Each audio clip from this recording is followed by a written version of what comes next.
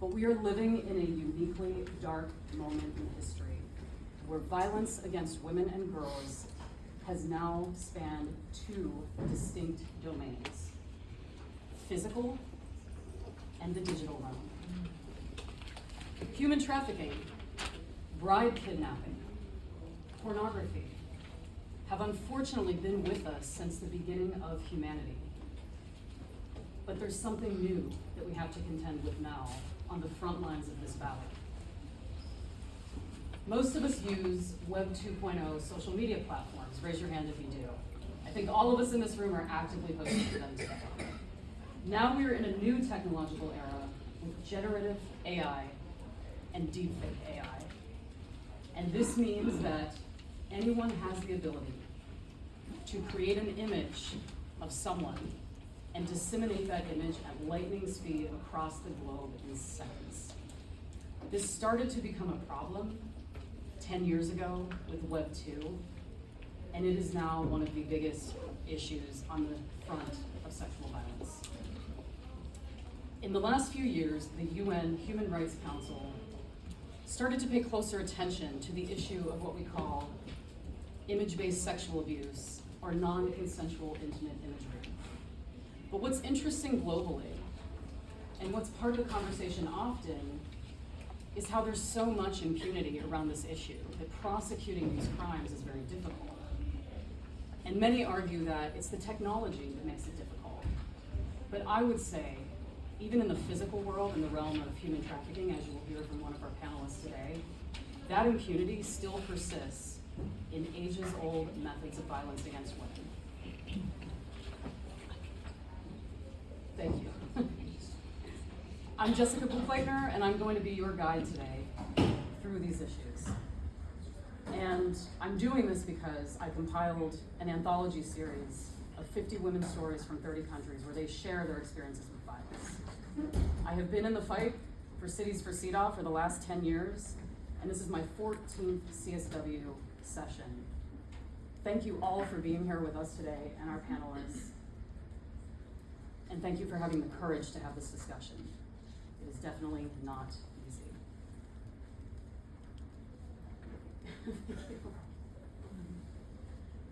So let's begin in the digital world.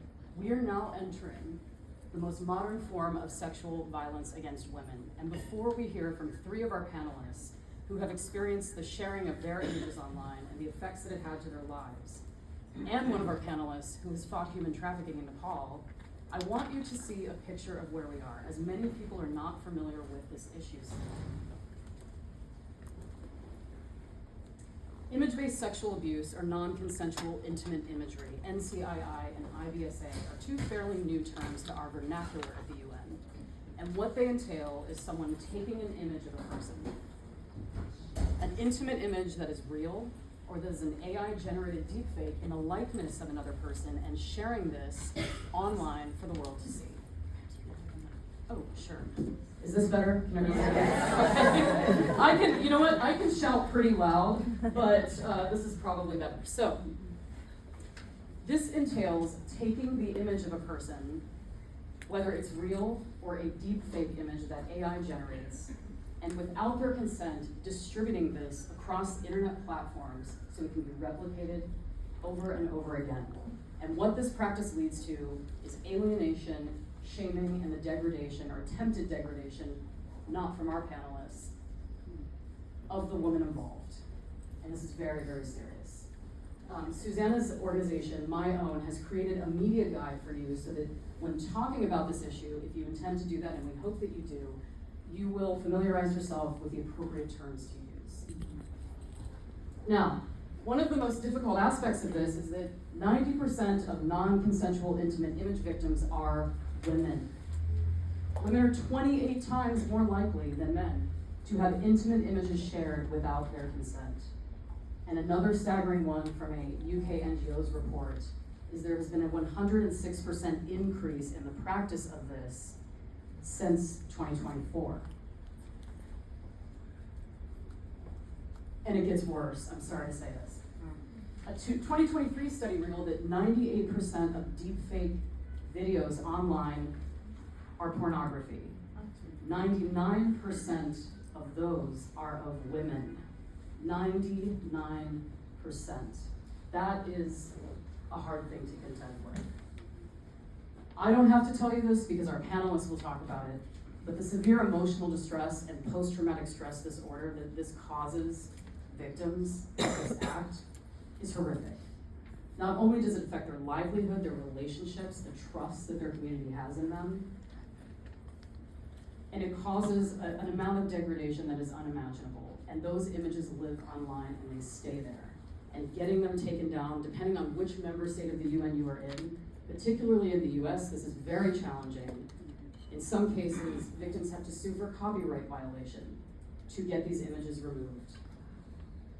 What is the UN doing? The UN has started doing a lot. In July 2024, they introduced Resolution 5619, which calls on member states to look at what is happening with image-based sexual abuse, to note where it's coming from, and to find best practices in being able to prosecute the cases and deal with how to protect victims. December 2024, another resolution comes about.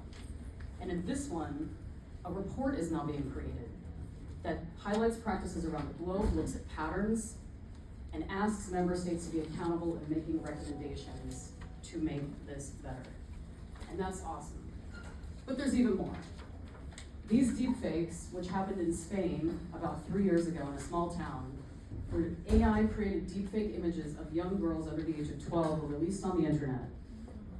The UN is especially calling attention to the fact that not only grooming, but an escalating AI threat against children, particularly girls, is underway. Now we move into the physical realm. And it's important to talk about this because whatever happens online happens in the physical realm as well. The UN Office on Drugs and Crime created a report on human trafficking. 155 countries were surveyed. They looked at trafficking patterns, legal steps taken in response, country-specific information, impunity, how victims access justice, and what they found was staggering. Many governments are still in denial that human trafficking, a practice that has existed since the biblical times, thousands of years ago, they are still in denial that it even happens.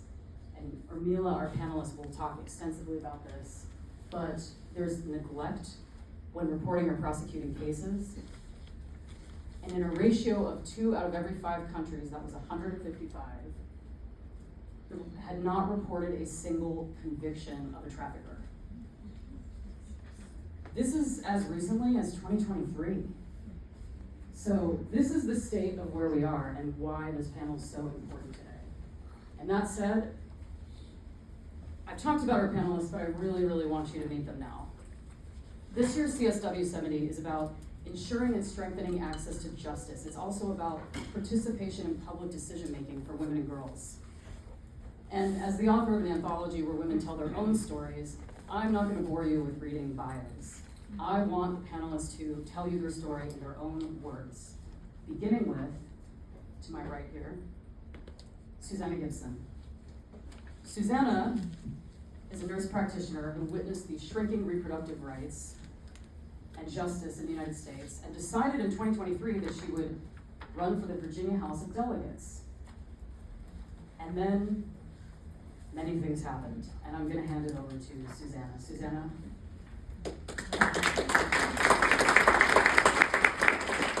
Hi, everyone. Just a heads up, I've lost my voice a little bit. It's back today, but if I squeak, that's fine. As Jessica said, I am a nurse practitioner who ran for a very competitive seat in the Virginia House of Delegates in 2023. And towards the end of my campaign, non-consensual intimate imagery that I never knew existed was found by a political operative and distributed to multiple news outlets trying to get someone to write a story that would interfere with the results of the election. And they found someone. When that reporter wrote about that story, these images were distributed en masse. Just one tweet had the last time I checked, 6.2 million views, and it is still up online. So after that, after my experience, I narrowly lost, by the way, I lost by 700 votes. But after my election, I could not wrap my head around why this was not illegal, how this could possibly happen to someone like me.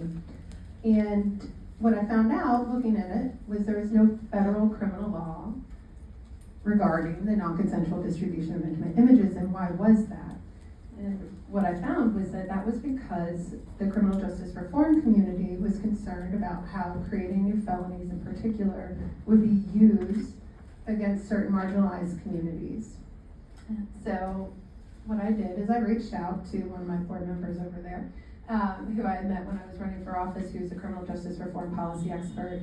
And he and I, and along with one other, founded an organization called My Own Image that takes the viewpoints of all the stakeholders and brings them all to the table to address a problem. We primarily focus on state level legislation and have had a lot of success in doing that, and I can talk about our work a little bit later more in detail, but have also given feedback and played a role in passing the Federal Take It Down Act, which is the first federal law criminalizing these types of crimes. Thank you for that. Breeze Lou, her online nightmare started in April 2020 when a college classmate told her there were images of her on a website called Pornhub, and I will let Breeze take it from there. So I will take you back to that moment. So April 2020, I received a Facebook message from my college classmate. He said, "You need to drop everything that you're doing and get on a phone call with me right now."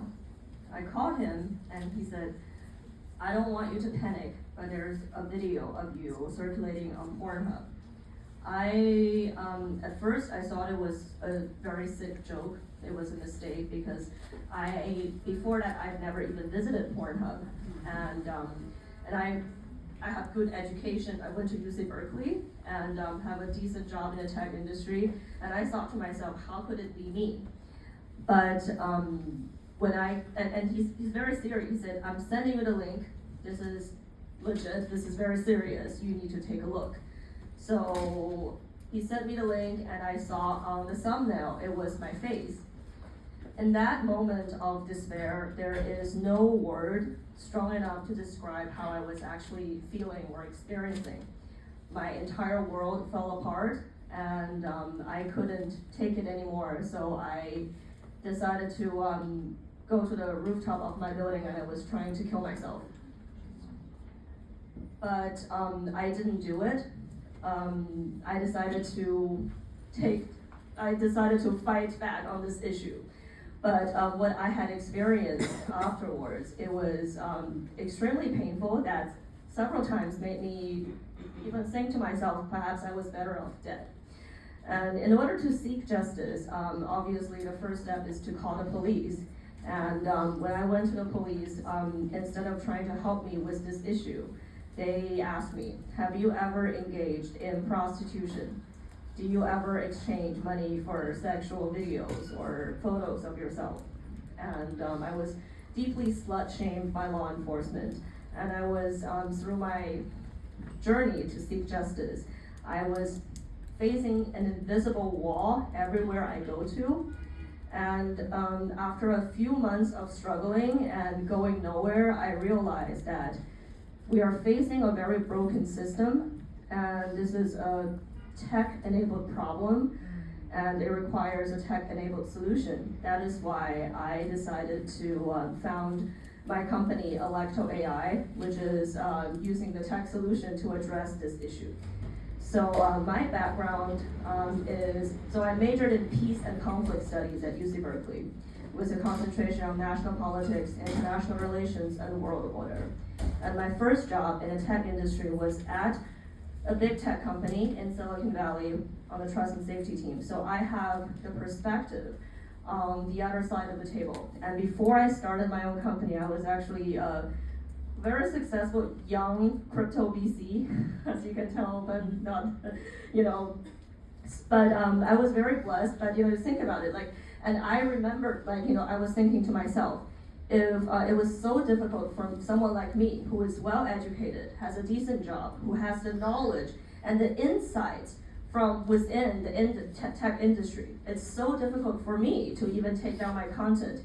How is it ever possible for any ordinary person to get to take down their content? And I intend to democratize that entire process to make it easy to navigate and make it accessible to everyone, regardless of their race, gender, or social status. And that is what I'm doing with my technology. And initially, I only thought of this as a technology problem because that is within my VC mindset. It's the natural way to think about it. But as I go down further in that road, I realized I was facing more roadblocks because there wasn't any law that says this is a crime. So I somehow also became an advocate along the way, and I was very blessed, and I feel super privileged about being able to get involved in spearheading with my colleagues. Some of them are right here in this room today to pass the first federal law to Take It Down Act. And I was also privileged to meet with 2 U.S. presidents and First Lady to work alongside on this issue. And but this is only the first step. We still have so much work left to do. And yeah, that is my work in a nutshell, and I am excited to share more about what I am doing later on. Thank you. Thank you, powerful as always. Next, we have Noelle Martin. Noelle has to join us from Zoom due to the airspace closures over the Middle East. And at the age of 17, Noelle discovered that sexual predators had stolen images of her from social media that she had posted and distributed them across the internet. And if you give me a moment, we will see Noelle live.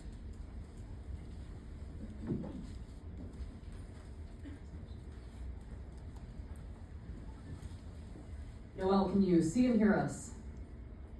Yes, can you see and hear me? Yes, we will try to project you as best as possible into the room.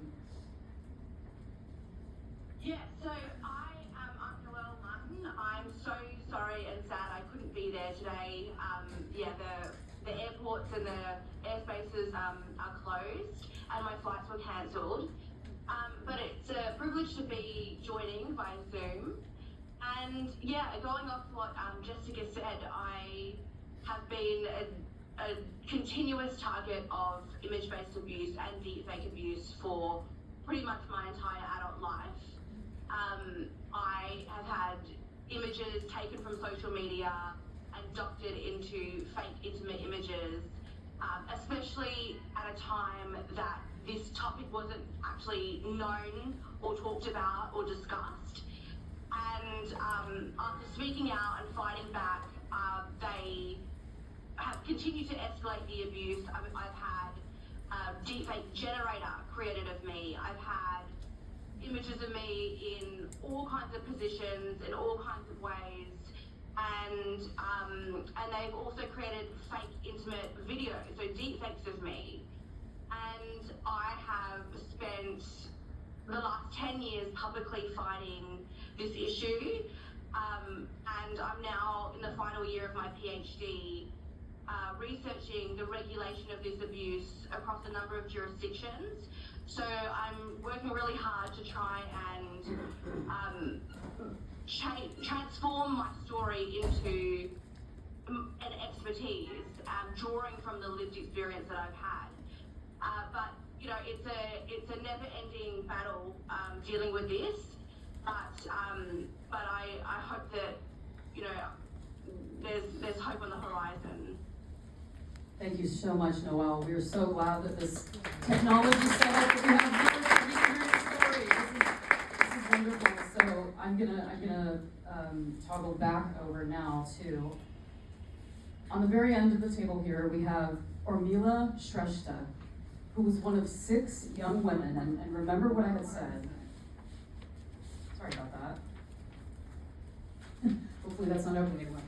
So remember what I had said about the human trafficking issue from the report where in 2 out of 5 countries, by ratio, no cases have been prosecuted. Well, that changed in Nepal. Urmila Shreshta was one of 6 young women who pursued legal action against one of Nepal's most powerful trafficking ringleaders and helped secure an unprecedented 170-year prison term for this person, one of the longest in Nepal. Definitely deserves applause. We are very excited that Urmila could be with us today from Nepal. Urmila, please introduce yourself to everyone. Thank you. I'm hearing well. So I'm Urmila. It's really honor to be in front of you, everybody. And I'm working with Shakti Samuha. We have been practicing survival leadership since 30 years. Especially, we are the organization established and run by the survivors of human trafficking in 1996. And since then, we have been working against it, and we have been speaking up for the right of survivors in Nepal. So it was in 2008 where I got trafficked in India, and through the very powerful, very strong, very economically well people out there, having very economically background of my family. So then it was really, really hard, and it's a kind of stigma for me that I would ever fight for this or not. Beyond that, it was so hard beyond on my mind that I would be able to come out from this trauma. So later on in 2010, but I would love to thank my parents that would never leave my hand. They're always my big back support on that part. So then they started filing the case. They said like, okay, if you want to file that case, then it's okay. But there was huge trouble out there because they were very powerful politically. They have access with kind of that, all these parties and all. So they were like, if we instead of being like encouraged for us, they would have said like, oh, would you be able to get justice? Because the guy is very powerful. They have a political access. And you are just 13 years girl. And I said like, and my mother said like, okay, if that injustice happened in my daughter's life, then of course we are okay to fight, even if the guy is very powerful.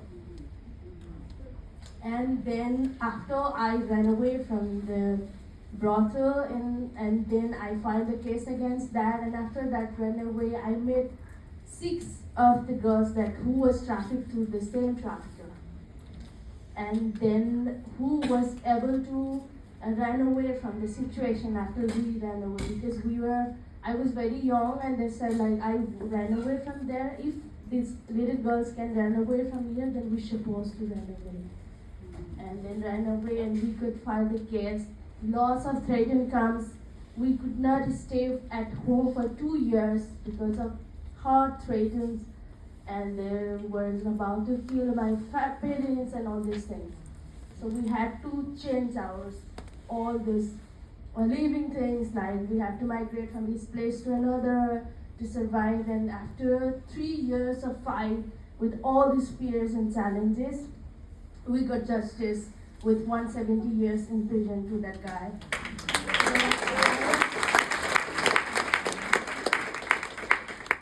So I feel honored right now, and I feel blessed that I have such a supportive parents, and I have my back support with Shakti Samuha, who have experienced same situation in the past. So because of that, I'm honored and so happy that I'm advocating and I'm working, speaking up for the right of survivors, that we have been providing protection support to more than 100 girls in Nepal who is the survivor of trafficking. And I'm so proud that on myself that we have been serving and we have been empowering to them to become as a survivors, advocate, and future. Thank you.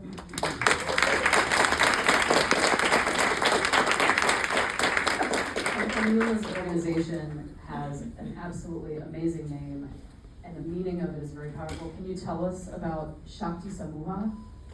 Yes, of course.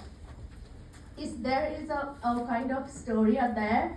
It might take time, but it's very interesting. So we have started our organization in 1996. It's been 30 years almost.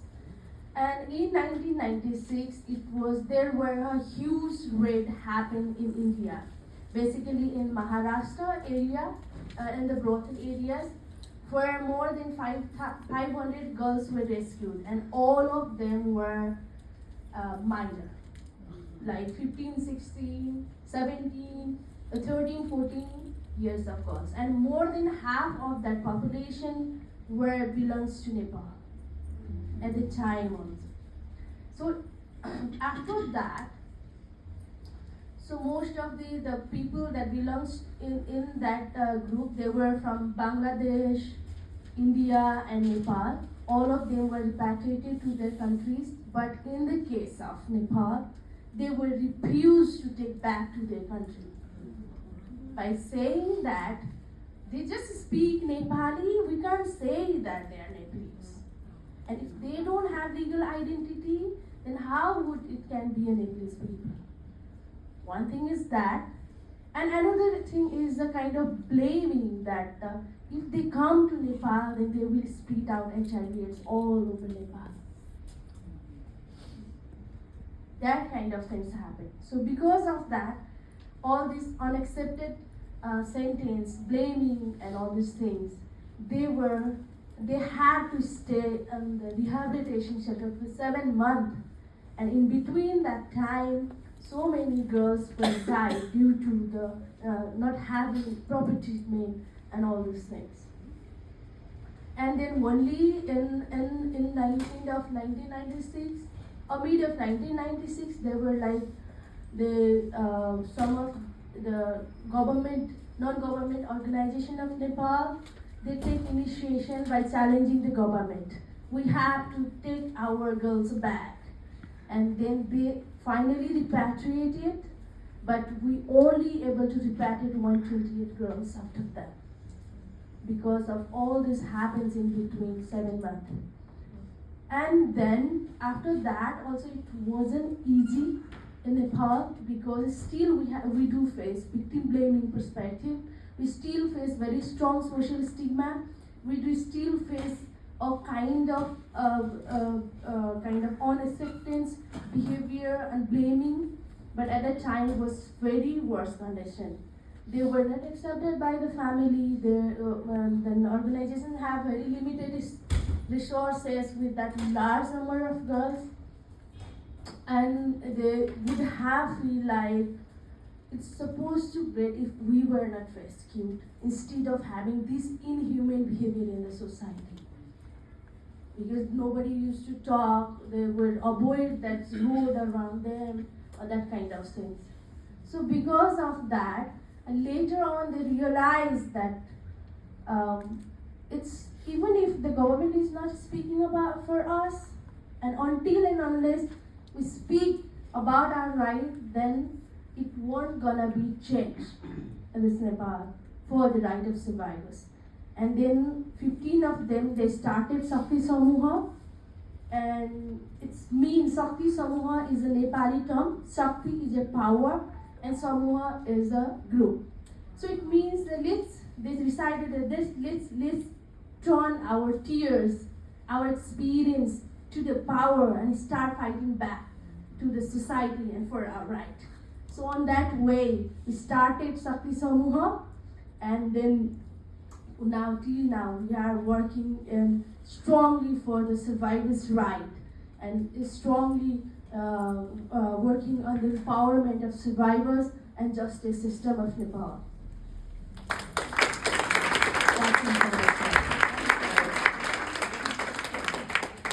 So we dropped you into the middle of some very serious problems, and you have survivors here talking to you. Now let's talk solutions, because these women have worked tirelessly to have them in communities around the world. So let's begin in the digital realm. We're going to go back to the digital realm for a moment. Susanna and Breeze, both of you were instrumental in getting the Take It Down Act, which was a law in the United States, on May 19th, 2025 passed. Can you explain what Take It Down is and what it does to ensure that non-consensual intimate imagery is removed from platforms? Because mind you all, that is the biggest challenge, is getting the images taken down when they've been replicated so many times. We'll start with Susanna. Yeah, so the Take It Down Act is the first federal law criminalizing the non-consensual distribution of intimate images. It includes authentically created images, and it includes digitally forged intimate images or AI-generated deepfakes. That already is in effect. It was passed and signed in May, I think it was May 19th of 2025. What it also does is it forces platforms to remove non-consensual imagery after it has been reported as being such within 48 hours. Now, when it was signed, they gave the tech platforms 1 year to be able to create those enforcement mechanisms and build those systems in place. If after they receive notification that these images are non-consensually there and they do not remove the material, they face FTC sanctions. So that's kind of the enforcement mechanism that the government has put into place. The problem, however, is that, Take It Down is a great symbolic gesture, and it's the government acknowledging that this is sexual abuse and sexual violence, which we know it is. And for so long, we've been told it's not. The problem is that most of these non-consensual images, the large majority, are hosted on overseas or offshore platforms that are not subject to FTC sanctions. So, we have Facebook, Instagram, Meta, all of those places, but they're actually already doing a lot of this work. They already have systems in place. And I would say they're fairly good. X is not, by the way. But the big ones that are subject to these FTC enforcements, they already have these mechanisms in place and they're already doing the work. They could do much better, but they're already doing it. So I think with the enforcement mechanism that Take It Down has given us, it's great that they're going to require platforms to remove those images within 48 hours. But I think it's also giving people false hope. A lot of people think that, okay, Take It Down is passed. These enforcement mechanisms are going in place and all of my images are going to be taken down, and it's unfortunately just not going to work like that. I would also say this, just as a survivor of authentically created images, but also deepfake images, what Take It Down does is it addresses both of those different types of images. Again, the problem though, it kind of lies in the framework that the legal system uses to address these harms. So one is a privacy violation. So the large majority of states, I think it's 36, I could be wrong on that, they require that the victim had a reasonable expectation of privacy when the images were created and or when they sent someone or shared an image with someone. Take It Down Act requires the same of those authentically created images. So the victim has to have had what they would deem a reasonable expectation of privacy. And just in 2019, there was a case in Vermont, I think it was Van Buren v. Vermont, where the United States Supreme Court ruled that a woman did not have a reasonable expectation of privacy after she had sent a man via Facebook Messenger an intimate image of herself. Another woman got access to that Facebook Messenger, took the images, and then distributed them further. And what the courts ruled is that the original woman who was depicted, does not have a reasonable expectation of privacy because she shared that image with another person without some kind of agreement or contract in place that he would not then distribute it further. So that is kind of where lies the privacy violation issue.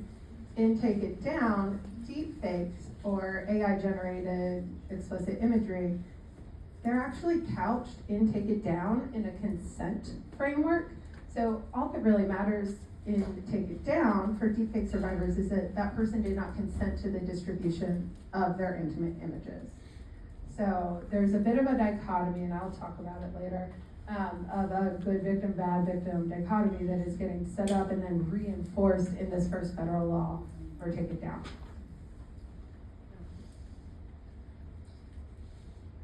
So I think Susanna did a wonderful job about explaining the law, and it's like a textbook level answer. So I really don't have anything else to add on about the law itself. And I think everyone has taken it very well from her, and thank you. So I don't have to explain again. But I mean, I do agree with her that this is first of all a global problem, and also let's not just, sure, it's a symbolic gesture. It's great that we have the first step, but we shouldn't just have false hope that this is going to solve all the problem. And what I will do is to to adhere to Susanna's point and to give you real life example of my own removal and takedown process, and you will see how challenging it actually is. So when you get abused on the internet, when you found out about it on Pornhub, it doesn't just stay at one website in one space, and you don't just get abused once. So my image, videos, whatever, I mean, it was duplicated across multiple different platforms, and it was discovered on at least over 800 different URLs all over the world. And it was very difficult, and from the beginning of me hearing about my own abuse to finally getting to the FBI to start collecting evidence. Do you want to take a guess on how long it took for me to get there? Okay, let me just shout it out. 8 years. 5 years? 6 years. Okay, it happened in 2020, so.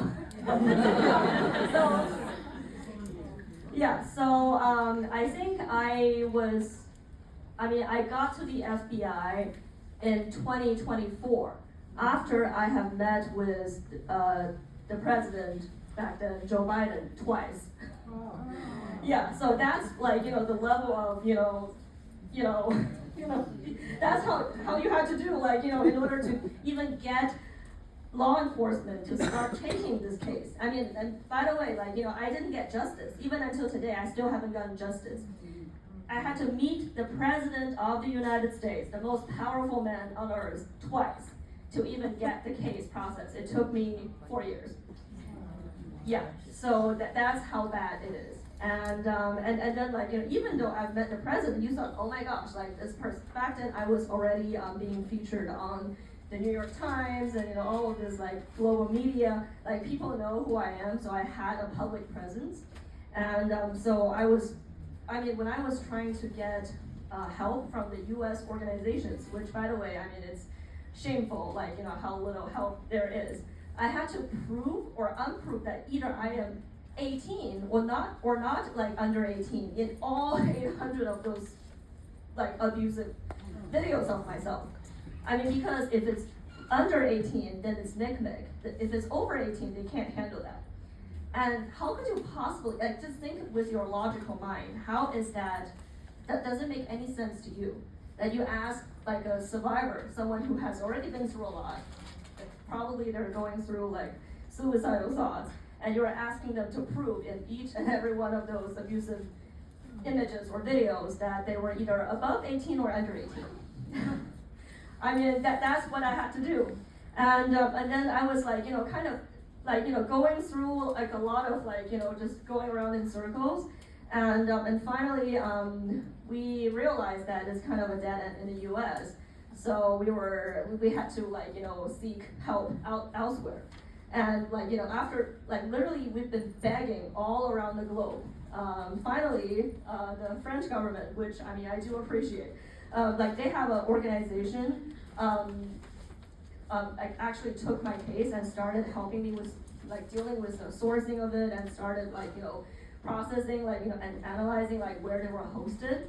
And we have identified 142 URLs being hosted on Microsoft Azure server. And it's a very big platform. Microsoft is so much older than me. That's a very big company. They have all the resources, all the technology, and And this organization, by the way, it's funded by the French government. It is it's legitimate. It's it's official, and it's a trusted flagger of Microsoft. And when they reached out to Microsoft on my behalf, requesting the removal of those 142 URLs, abusive URLs of myself, Microsoft refused to take it down.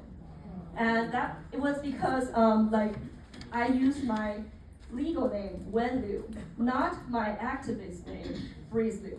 So Wenliu is Asian, she's Chinese, she doesn't matter, she can just die. Breezeliu is, back then they didn't know who I was. So, this is the reality I have to paint for you. Unfortunately, this is what it is. This is what I had experienced, as a person. Back then I had a choice of either using my privilege as a public figure to get privileges, or I could, just go through what ordinary people would have to go through, and I chose the other way because I chose to stand with survivors. I didn't use any of my privileges, and it was humiliating that they refused to remove it even after I had met the president twice. And then it really took us to corner the head of trust and safety of Microsoft to actually take down all of this content. And yeah, that was how hard it actually is. And yeah, by the way, I had to let them know who I am, my activist name. That's what it takes. So yeah, that's the reality. With or without a law, this is a very challenging problem, and we still have a long way to go. Yeah.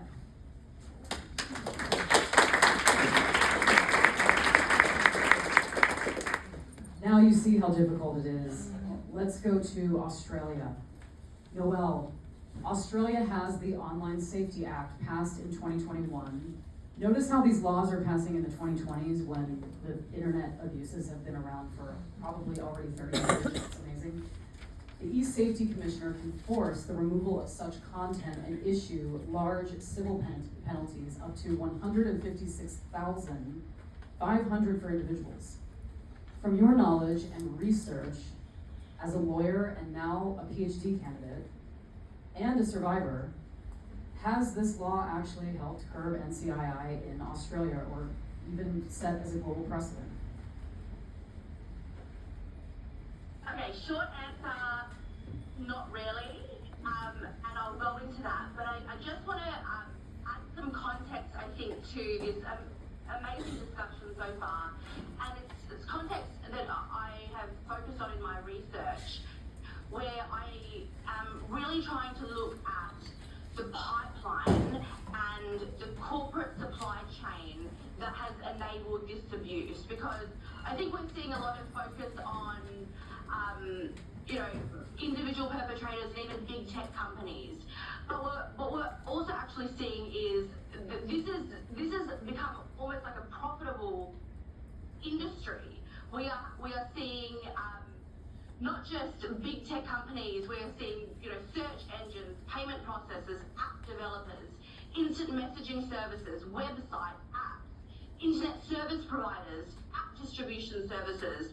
They are all playing a part in enabling and facilitating the scale of the abuse that we're seeing.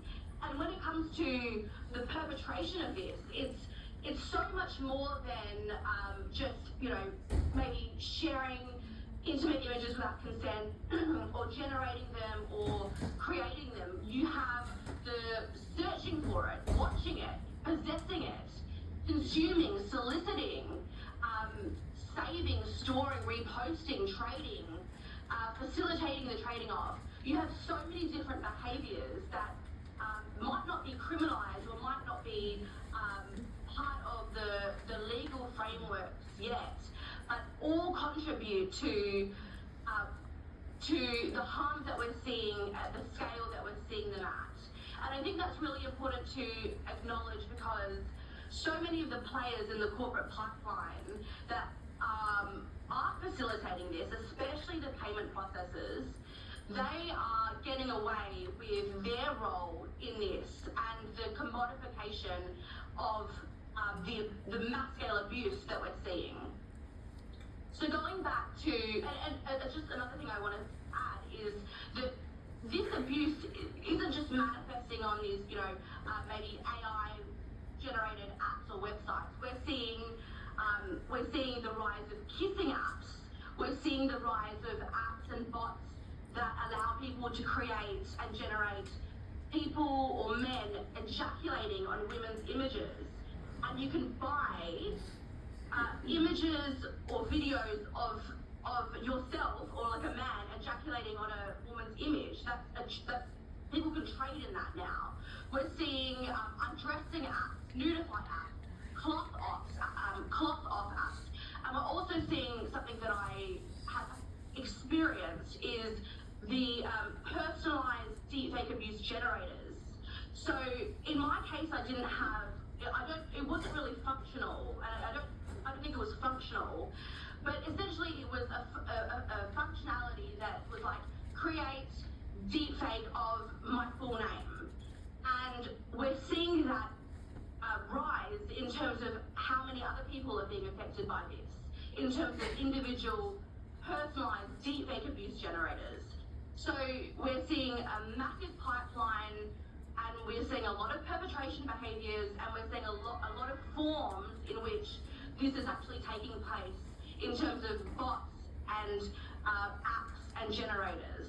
So looking at that context, and going back to what we have in Australia is often touted as a world-leading jurisdiction, but I often say that it's actually just a world first in many ways. And we have strong laws in principle and in theory about tackling this issue. We have a regulatory body that's funded by the taxpayer, and they have a range of powers from civil penalties to removal notices, to infringement notices, to injunctions, to remedial directions, all of these different suite of powers that they have to tackle this issue. So they don't just have the powers to remove the content, but they actually have a suite of powers, because this issue isn't just about the removal, it's also about looking at the entire supply chain that's enabling it. And if you remove these images once they're online, and that's what the focus is, then the supply chain, it's just a game of whack-a-mole. And you're constantly just dealing with the flow-on effects, not the root causes. So what we're seeing in Australia is, unfortunately, not a utilisation of the stronger powers to tackle the root causes. Instead, we are seeing, the removal being the focus, and informal removal being the focus.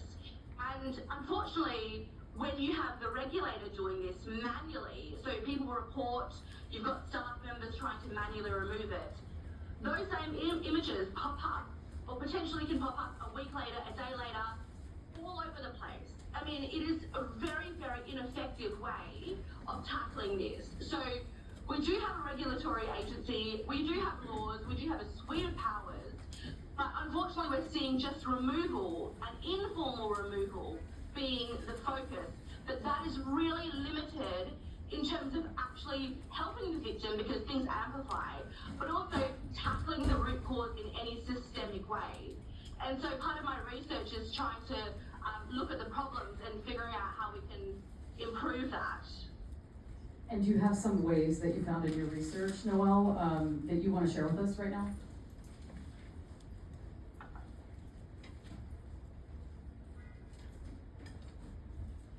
Noelle, did you hear me? She may not have. Try it again. Noelle, can you hear me? Okay. Do you have any ways or methodologies from your research that you'd like to share with us right now? About how we can tackle this? Yes. Well, I think that's the last article for my research, but I think ultimately we need to make sure that the regulators or the laws that we have in place are being enforced, and that the agencies or whoever's responsible for regulating the digital industry or or any of the supply chain are utilising their powers and holding these companies to account. And that's not what we're seeing. So unless they're actually held and facing consequences for their role,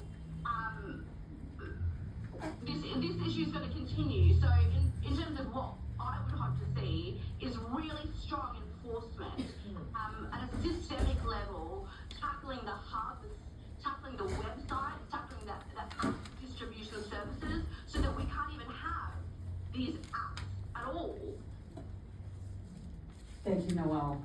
That is absolutely true, and that has been a long-standing problem in the United States as well in getting images removed because of Section 230, which is a whole other panel and I won't go into right now. Let's go analog now. Let's get away from the digital realm, go into the physical realm. What happens to women in rural communities around the world? There's a lot of talk at the UN about women in rural communities, and Urmila, you have worked with women in rural communities who've experienced horrific exploitation and sexual violence through human trafficking. You're a national justice advocate. You help survivors every day in your life. How do you do this in your local community? How do you raise awareness? What solutions are there for helping victims get justice? So thank you. This slide, and I was just going through this panel, and I was just connecting with the realities that we have been facing in Nepal. It's like we are still the patterns of trafficking and the exploitation towards the women are expanded in Nepal, like it used to be in terms of like destination, in terms of source, in terms of transit. At the beginning of this issues is aroused, started talking about in Nepal, at the time it used to be trafficked in India only. So people would talk about the women, just women, and just for the sexual exploitation, these things. And Nepal would have been source areas of trafficking, but right now it's been used Nepal as a source, transit, and destination. And the patterns of trafficking and the dimension of trafficking is also changed. So however, they are still like, we have a practice like people are being lured first through the neighbors, through the known people. In person, it is still happening in Nepal. So because of that, now Shakti Samuha is raising awareness through the survivors that we have been practicing a project, implementing a project that I am working where as a focal person to execute that project as a school for justice, and where we have a lot of survivors who is getting empowered through education, and at the same time they have been using those ideas and experience they have been through the life to prevent the trafficking in rural areas, like making coordination with the local government and having meetings with the child clubs and making independent, aware and equipped to the girls who is in the high risk of trafficking. So on that way we are working, and at the same time we have a bit introduced of technology in this process. So nowadays people started luring the girls through WhatsApp, Facebook and all these things too. So because of that, we are trying to combat through that platforms as well.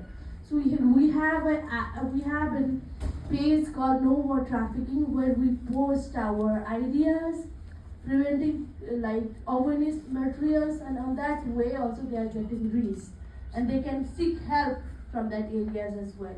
So on that way we have been making a kind of chain, as same as the perpetrator, they have a network, nexus, to make this happen, crime in the world. So on that same way, we are trying to make our nexus to protect the girls, to nexus to fight against trafficking, to save the girls, and give the better justice for each individual.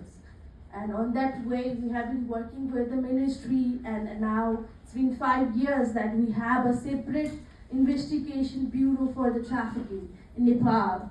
And then where we have been equipped to those that how to handle the case of trafficking and what is really not the victim blaming investigation process. On that way, we have been working with part. And another is that we itself running surveys for them where we could provide counseling at least, and we make them aware, pinch them like what behavior we really want in terms of trafficking and what are the strategies that they need to take if they really wants to reduce trafficking and protect the survivors and protect the girls and vulnerable people from being trafficked. So recently it's been a 1 month, I think 1 month, that we welcomed our first anti-trafficking policy in Nepal with long advocacy. Otherwise we would have a very weak, we have a trafficking act without any kind of process of how to fight about it. It's just a prosecution, and it's thankful that we have able to get a color in our long advocacy.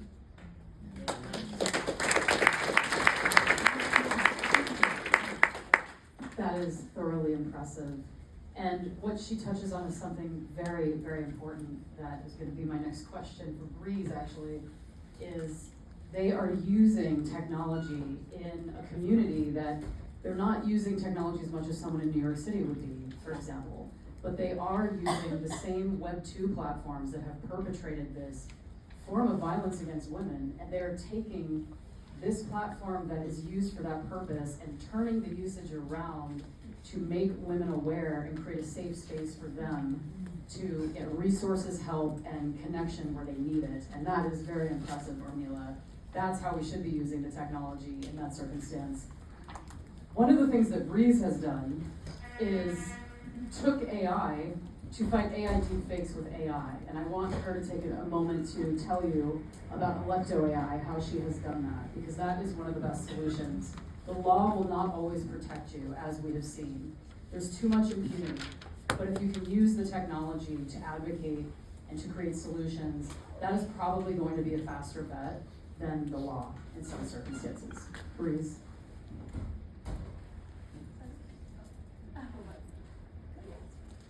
So in that way, it's like it's not that much practice in Nepal. However, we are still struggling in technology.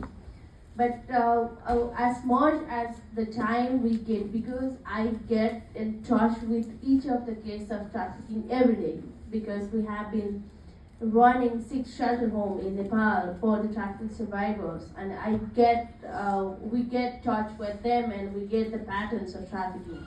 The same way of that part, and in case of observing all this process, on the same way we are fighting back towards the trafficking in Nepal.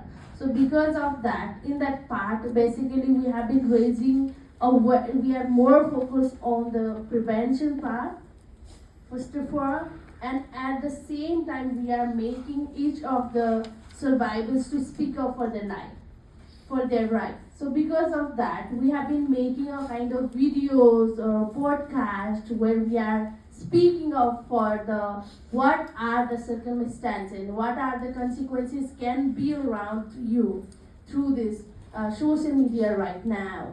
Because in Nepal we have been using lots of Facebook. All the time we scroll Facebook rather than all the apps. So because of that, and nowadays beyond that, we have been using like ChatGPT a little bit by the young generation. Somewhere there is, I see the vulnerability of this kinds of issue through the technology also.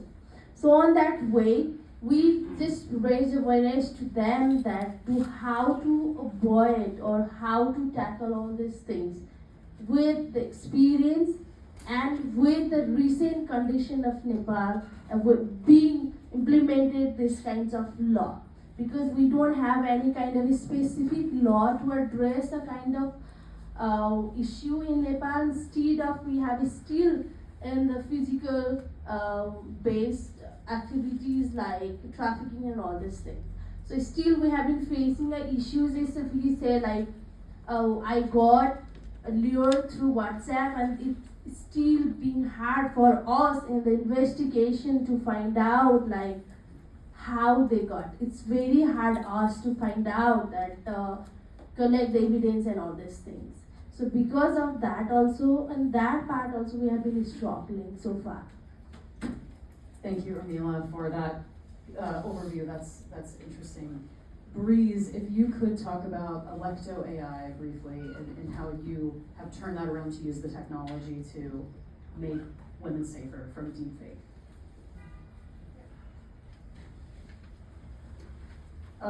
So first of all, I mean, what we are dealing with is clearly a systemic problem, and systemic problem requires systemic solution. So, and which means there are so many different players in this. So the reason why, I mean, I say the system is broken is because as a data point in there, as a survivor, I have jumped through all the hoops. So it's the law enforcement, lawyers who have been involved in this, the NGOs, and government-funded organizations that has the authority over this, the tech platforms, and us. Like, you know, all of this like dots is like, it's a very complicated system. And even for someone like me who literally designed some of these, you know, internal system to self-regulate the tech platforms and the big tech company, it's so confusing for me. And that's why it took me years to get there. And I realized that, you know, if it's so difficult for me, I mean, imagine like a 16-year-old teenage girl who is from an underprivileged community, like how would they ever deal with that? So, I mean, what we are doing is to simplify the process. And, you know, with my technology, Alecto AI, what we are doing is to just not as a trauma-informed solution. And we don't ask you to jump through all the hoops. We're just making the process very simple. And what used to take me 4 years to get to, it's available at your fingertips within 3 seconds. So it's as easy as calling an Uber. That's how you can get help. We're connecting all the dots. We're building a basic infrastructure, which I believe is truly revolutionary, because you know, we are like, you know, when I was like advocating for myself, trying to get help, I was rejected millions of times, perhaps. I mean, it was like always, no, you can't, like, you know, no, we can't do this. Microsoft told me they don't have the technology to remove my abusive content, when literally, I mean, there's like all this, we're just like, take it down. We have all the URLs, take it down. No, we don't have the technology. It's a complicated problem.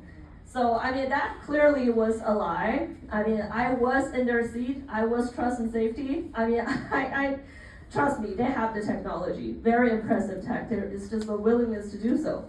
And that's the reason why we have to have laws like Take It Down Act and, you know, perhaps other legislations coming up to regulate them, to make it hurt for them to operate business, like to do bad business. So with Alecto AI, what we're doing is we're connecting all the dots and, you know, just make your life so much easier. And then the most beautiful part of that is free for you. Because I don't believe it is ethical to exploit profit from this, and for that reason, when I was you know, pitching this idea to VCs, I mean, I was kind of laughed to my face many times. I mean, they thought it was a hilarious idea that a woman is founding a business in technology and you know, make this part free. And yeah, so that was what I had to also go through, which is very unfortunate. So yeah, I hope that answers your question. Absolutely does. And you all, for the listeners, very attentive listeners, we want to give you a chance to speak now. So we're going to open up the floor for questions and answer. If you do have a question, we do ask that you come up to the podium and, yes, would you like to? Thank you. I'm Jillian McKinney-Young with FAWCO. So Breeze, I have a direct question for what you were just talking about. So say I am a victim of the posting of these images, non-consensual images. Microphone. Closer to your mouth. Oh, I'm so sorry. Yeah, better, There, I get a better. difference. I'm Jillian McKinney-Young with FAWCO. So I have a question for Breeze. Let's say, for example, I am a victim of non-consensual images being posted on regular web and dark web. I go to your website. What happens next in detail? So we just ask you to input some basic information, like what do you need the most help with, and for jurisdiction purposes, we need to know which country you're in so that we can assign you to the right organization we're working with, and the entire process, and you can skip the steps if you want to, and you can state you have all the options to stay anonymous, and then we give you a kind of like a self-help guide. Available at your fingertips. So we have the takedown request letters, and we have the evidence checklist. You can directly just send to law enforcement, and there is also messages you can send to your trusted family or friends if you don't want to talk to NGOs or mental health support. But we also have a suicide prevention helpline that we can direct you to. That's available 24/7 in most of the countries that we're operating in, and so we just give you to let you know that you are not alone in this, and you don't have to kill yourself for this. That this is not the end of the world, which is something I would die for to have when I was going through all of it, which I didn't have access to, and the reason why I wanted to kill myself that day was because I was feeling all alone, and I was feeling alone for many years after the initial attack, and but I don't want people to keep dying from this. So I think the beauty of technology is that we could use technology not only to weaponize that and to abuse. We could also use technology to to help and to support each other. And I think that is what humanity is about. Thank you, Breeze. Molly Brown, do you have a question? Yes. Bring it up. Hi, my name is Thalia Brown. Can anyone hear me? Yeah. Closer, only closer to your mouth. A little closer? Please. Okay. That's tricky. So, I'm a delegate for IAW, International Alliance of Women, and I also have a feminist think tank, and I had Jessica on a podcast of mine. And I think one of the things I'm curious about is just as a woman who's moving towards advancing in their career and wanting to potentially scrape their image or improve their brand, how do you look out for images like this? Breeze, how did you find your image? I know someone had notified you, but as women, I don't think a lot of us realize that we need to be really careful about our brand, our images, and as we move out of maybe 20s and 30s, we don't really think about scraping the web. So I just think this is a really important conversation. Susanna, want to say something? Yeah, so I had no idea, right? Yeah. And I Googled myself before I started running for office because I wanted to know, is there, I never got a speeding ticket or anything like that, but you just never know what's being said about you online, so I wanted to make sure. And these images never came up during a normal search, right? When you just Google your name. There's some services that you can use. Some of them are free and some of them cost money. PimEyes is a good one. It's probably the most thorough. You can use it for free, but then you can get a paid subscription where you get a little bit deeper of a search. I will say it's pretty horrifying when you use it, but that's probably the most effective one right now in terms of finding your images. Yeah, it's called PimEyes. There's a few other PIMEYES. there are a few other services and there's a few other software companies that will do this. There's some really good companies that are kind of coming up. DMCA Bunny is one where you essentially put an image and give this to their developer is someone who helped me when I was going through what I was going through. He's one of the best in the world at removing non-consensual imagery, and he has started a free program called DMCA Bunny, where you essentially give them permission to file what we call DMCA takedown requests on your behalf, and they will actually go out and find the links, find the images, and file those takedown requests. DMCA takedown requests, for those of you who don't know, are essentially claiming copyright infringement. And for a long time, it's been the only way to kind of force the platform's hands at removing content. So you essentially say, hey, that's my copyrighted image, I own the right to that image, and you have to send the links to the platform companies who are hosting it, and they essentially get to choose whether or not they take it down.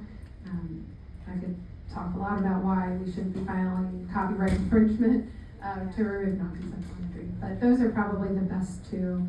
And one more thing to plug too is a newer organization called, what is it, the National Center for Victims of Internet Crimes, and they're doing a bit of what Noelle was speaking about earlier, where it's run by a survivor of the Girls Who Porn case. I don't know if you guys know what that is, but so it's run by a survivor of trafficking and of intimate image abuse, and it essentially addresses and goes after, okay, so these platforms are going to take this imagery down, what can we do? And they will actually go after the payment processors and more of not just the platform itself, but the hosting services and all of that. And they will do that on 4D for free as well. So that's another option. Thanks, Did Talia. you get the name of that, the program again? PIMWise? Oh, PIM Eyes. So it's PIMEYES. Thank you. And they have a free service. If you want a more detailed deep dive into it, you do have to pay, but it's probably the best one that's out there right now in terms of doing a deep search and finding images. We have, yeah, DMCA Bunny, BUNNY. His wife's name is Bunny, so we named it after her. Susanna has many resources on her website, My Own Image, that has all of these acronyms and everything, which are very difficult to write down, I know, and the UN loves them. We do have another question from Sylvia Vasquez Lovato here. Come on up. Thank you. To all of you, thank you so much. And this is my question, and I don't know, it's kind of like a question and a suggestion as well. I wonder, with a lot of these tech companies, I used to be in the tech world, the more rules, it's almost like you're giving them a slap in the hand. And it's the one place is gonna hurt them is on the wallet. And I'm wondering if there could be a way to maybe try to work with California, get maybe one of the DAs to actually not only criminalize, but penalize in a way that it becomes a very substantial amount, like $1 million for, any image that is against your will, or something that at least we can use as an example.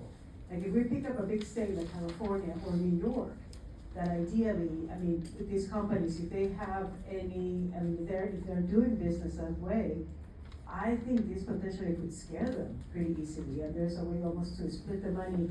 Half of it goes to the victim, half of it goes to the state, in a way that just to put pressure. But I was just thinking as I'm listening to that end, that is the only way a lot of these companies will react when it hits on the bottom line. And I think that's what Take It Down does a little bit with the FTC sanction. So it's a monetary penalty for platforms who won't remove the images within 48 hours. None of that goes to survivors though, unfortunately. But yeah, in 2020, Viola Micklethwait, essentially what she did is she went to the payment processors, to Visa and MasterCard. She was primarily focused on Pornhub and focusing on a large majority of content hosted on Pornhub, which was the world's largest pornography site. A large amount of that was non-consensual. It was child sexual abuse material, or what we call CSAM.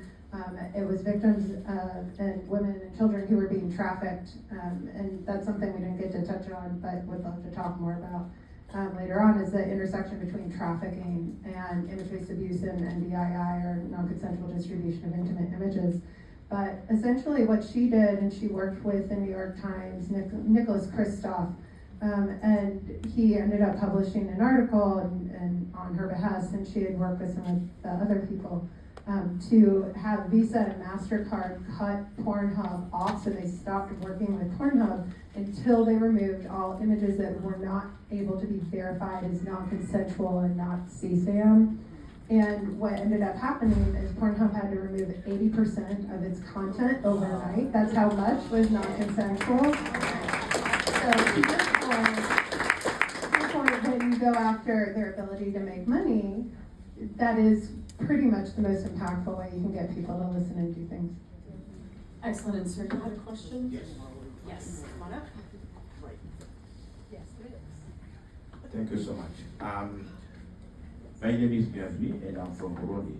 So I don't know if it's a question, but it's a kind of request.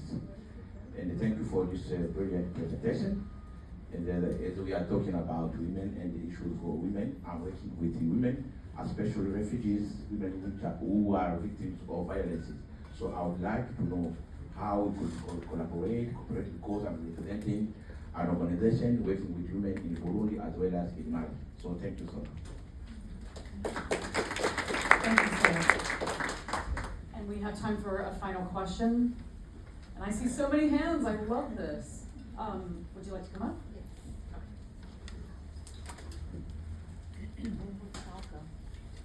I'm sorry, what is FAWCO?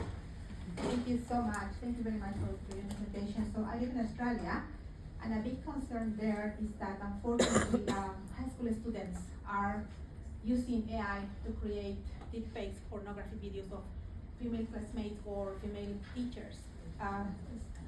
Because they are very mature, they cannot see the consequences of their actions right in the future.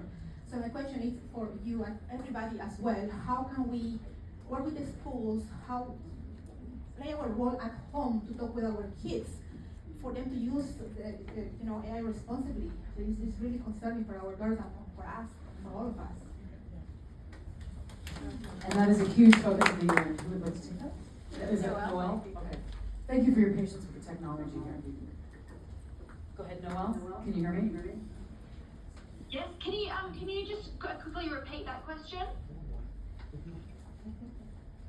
Noelle, it was a woman. Noelle, it was a woman who lives in Australia and who was speaking about, was it Hezbollah, is using these AI notification apps and that kind of thing. High school. And what can be done about that? Are there primary prevention and education aspects or programs that are going on in Australia, but also elsewhere? Yeah, I mean, I think that is really a really important point and a really important question. Education is going to be key, especially as we're seeing so many reports of this happening in schools. And if it is on AI child sexual abuse when it involves anyone under the age of 18. And so we're seeing this happening, and children need to be educated on the harms of this, because I think what we're seeing from the research and what we're learning is there are various motivations behind why people might do this or engage in this behaviour, whether that be because they want to status build, or they think it's fun, or when it involves adult men, they just simply don't consider the women's humanity or agency when they do it. They think it's entertainment, or some people do it for power and control. So when it comes to the kinds of motivations and reasons behind why people are doing this, we need to educate young people that this is very harmful, and it actually has legal implications, criminal implications. So how how do they go about this? Well, you're just going to have more and stronger educational campaigns at probably younger stages and younger ages, because we are seeing not only like this happening with peers and young people in schools, but sometimes it's even the children creating this of their teachers. Yeah. So what happens then when you have a teacher that is affected by this and you know their life is potentially destroyed or like severely impacted, and you've got a child who's responsible, and so yeah, again, how do you go about it? I think we just need to have stronger government programs that ensure that people are being educated on this in schools, and then obviously, yeah. Thank you very much, Noelle. That was an excellent answer to that. We actually do have time for one more question. So I knew they had their hands up in the corner over there. Would you like to come up to the podium? Yes, thank you. Trying to cover the room. So engaging. We appreciate this. Sorry. Hi, thank you. I am an educator from the United States, and I have a question about the perpetrators. So we've talked a lot about how to potentially get the information down. Is there any way for you as victims that you know who did this, who was responsible for putting this information up, and then is there any way to prosecute those people, and what type of punishment? Obviously the human trafficking case, that was fantastic with the 170 years, but particularly with the online assaults, is there any way to figure out who did it and what type of punishment they should receive? Thank you. Sometimes is the very honest answer. It's incredibly difficult to figure out, just depending on this particular situation, who distributed your images.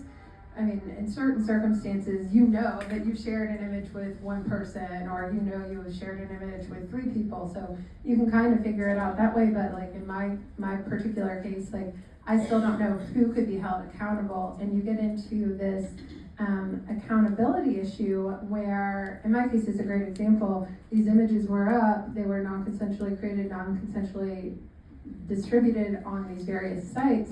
But what happened is when the article came out, these images were distributed en masse, and every single male legislator in the Virginia General Assembly not only viewed but also shared and further distributed these images of their female colleague who was running for office, both Republicans and Democrats. And our current Attorney General, Jay Jones, who was kind of a mentor to me at the time, afterwards told me, I was preparing to do an interview. I hadn't really spoken about what was going on because it is sexual abuse. It is absolutely horrifying and devastating and incredibly traumatic, and I hadn't talked about it, and I was preparing to do an interview, and I was like, I just, need to balance some ideas.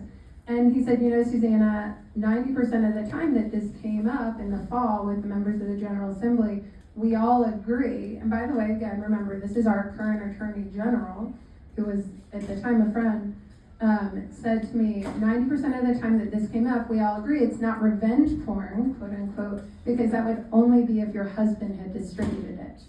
So that is one of the reasons even our sitting legislators, they don't understand that it's not okay to distribute images without someone's consent, even the people that are making these laws.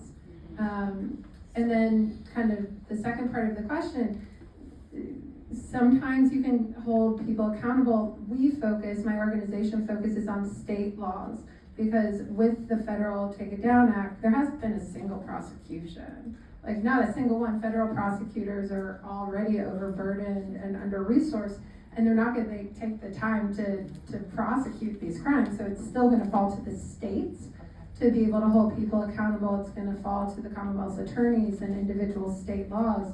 And so are you able to get accountability? Kind of depends on what state you live in, what types of images you shared. Some you have to show your nipples, genitals, or buttocks. Others, they just have to be sexually explicit, or depending on the state, like in Virginia, it's obscene. in nature, so you no longer have to show the nipples, genitals, or buttocks. So right now, Pennsylvania, you have to be a current or former sexual partner to be convicted of these crimes. Anyone else who does it, it's actually not a crime. So that's why we focus on state level legislation, because to answer your question, it just depends where you live, and it should not. Thank you so much for the work that you're doing, and we clearly have a long way to go. Thank you.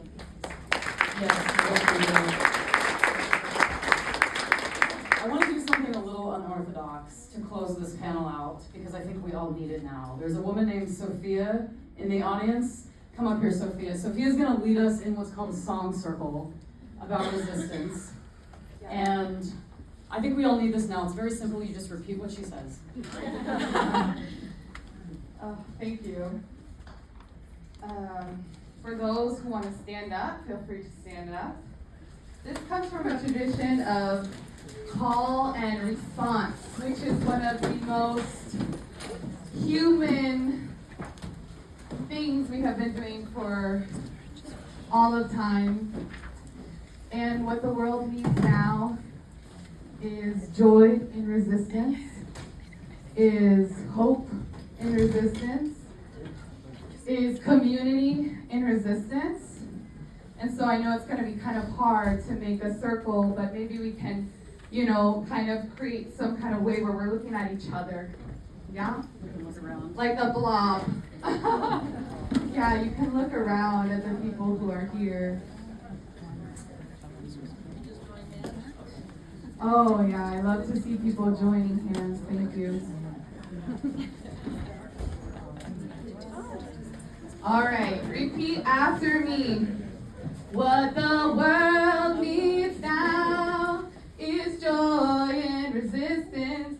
What the world needs now is joy and resistance. We will fight the good fight with or without your resistance. We will fight the good fight with or without your resistance. Move out of the way if you can't support the mission. Move out of the way if you can't support the mission. What the world needs now is joy and resistance. What the world needs now is joy and resistance.